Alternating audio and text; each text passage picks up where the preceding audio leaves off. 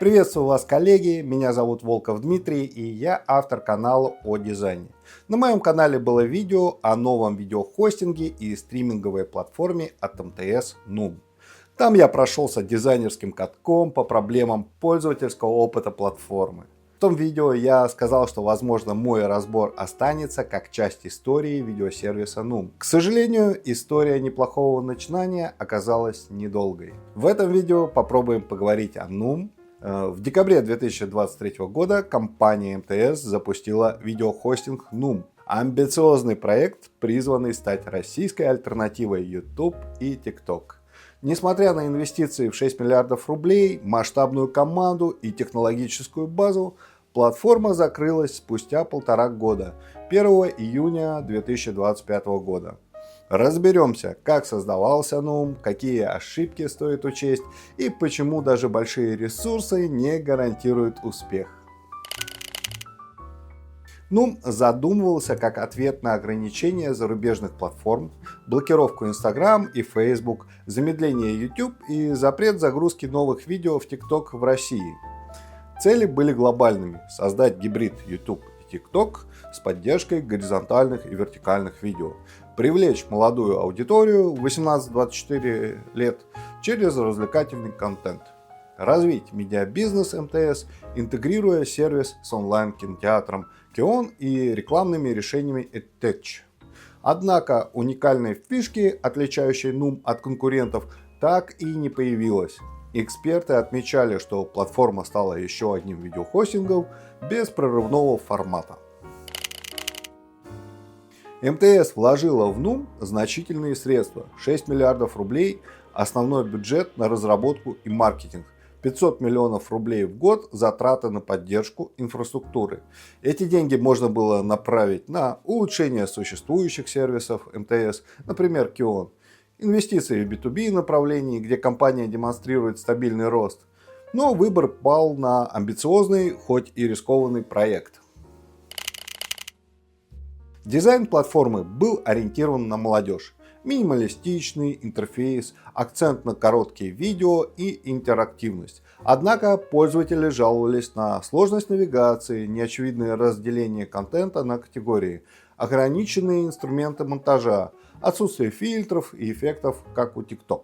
Для привлечения авторов запустили партнерскую программу с монетизацией через рекламу, донаты и подписки. К апрелю 2024 года на платформе было 40 тысяч блогеров. Однако уже к февралю 2025 года программу свернули, что подорвало доверие создателей контента.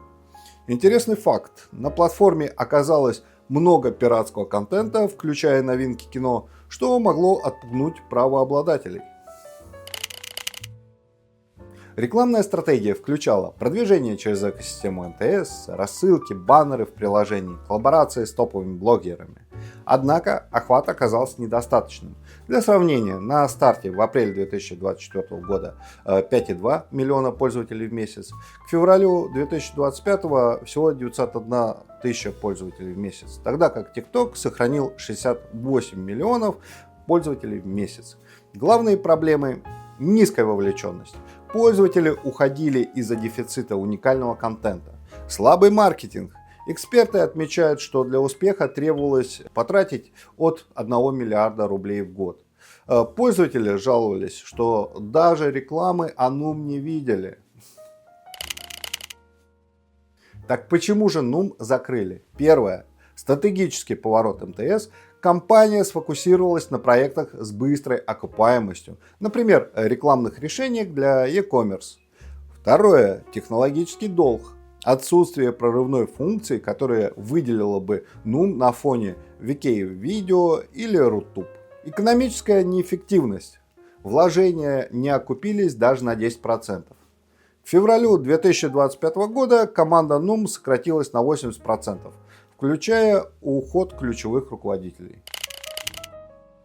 Что же будет с Noom дальше? Технологии платформы не пропадут. Движок видеохостинга перейдет в подразделение МТС EdTech для создания рекламных баннеров в формате Stories. Наработки по стримингу внедрят в онлайн-кинотеатр Kion. Noom станет историческим артефактом, цифровым памятником эпохи, когда российские компании активно пробовали заместить ушедшие зарубежные сервисы. Его интерфейсы и контент теперь часть цифровой археологии, которая поможет будущим поколениям дизайнеров учиться на ошибках прошлого. История, мучит. Уникальность важнее копирования. Без киллер-фичи сложно конкурировать. Монетизация – ключ к успеху. Блогеры уйдут, если не смогут зарабатывать. Адаптируйтесь к аудитории, изучайте потребности, а не следуйте трендам. Любопытная параллель. Запуск онлайн-кинотеатра Кинопоиска в 2010-х. Первая версия тоже провалилась, но ребрендинг и интеграция AI рекомендаций сделали его лидером рынка. Так и Нум, возможно, станет первой ласточкой для будущих успешных платформ.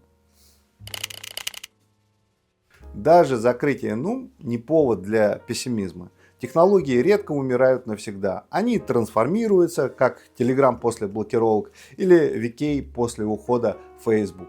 Для дизайнеров такие проекты бесценный источник вдохновения. Каждая неудача – это десятки идей, которые можно улучшить в следующий раз. На этом все. Подписывайтесь на канал, ставьте лайки и комментируйте видео.